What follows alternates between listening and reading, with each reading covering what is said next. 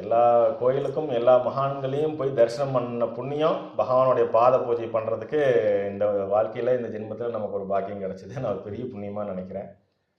எனக்கு வேறு என்ன சொல்கிறது.